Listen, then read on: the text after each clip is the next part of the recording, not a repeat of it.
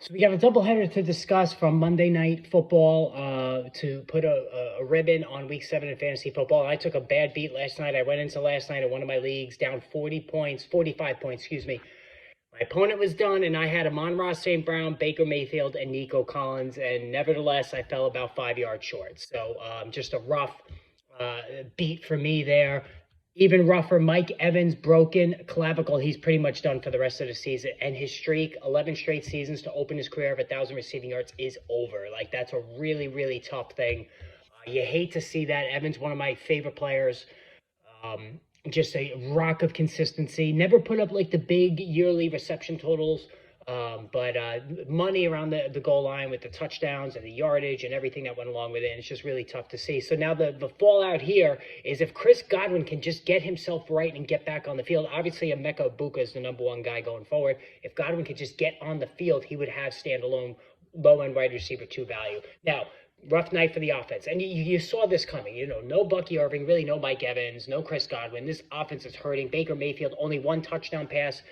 One interception. Like, you can't blame him. He couldn't do anything. He had no rushing yards. Rashad White was ineffective, 10 for 38. This is the bad Rashad White. They need to get back Bucky Irving in the worst way. Cade Otton, who has stepped up in the past when injuries necessitated it, he went 7 for 65. So Cade Otton is a play as a flex if you need him this week. Emeka Egbuka hobbled, was not himself, 4 for 58. But Tez Johnson, right? This is the second week now he's flashed. He's got major speed. He took a dump off from Mayfield, a little more than a dump off, an intermediate throw from Mayfield, and took it to the house for 22 yards, 4 for 58 altogether. He's somebody you could possibly look at in deeper leagues. Now, as far as the Lions, like, this game should have been even more of a blowout. They got a little too cute with the play calling.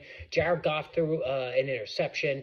Only one touchdown pass. And again, if you have a Jared Goff, you need at least 2 passing touchdowns for him because he doesn't run. But Jahmyr Gibbs, the most explosive player in the NFL, 17 for 136, 2 touchdowns. David Montgomery, 13 for 21, completely ineffective. Amon-Ra St. Brown scores again. I think he's up to 7 touchdowns now, 6 for 86. And remember, a few years ago, I said Amon-Ra needs to get that double-digit touchdown season to be considered a top-end wide receiver 1. He is there. He's like a top 3 wideout.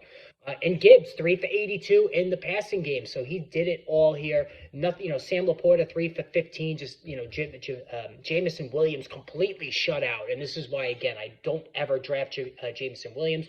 He's just too inconsistent. But the main weapons here, notably Amon-Ra and Jahmyr Gibbs, showed out. Let me know what you think of this game. Post in the comments below.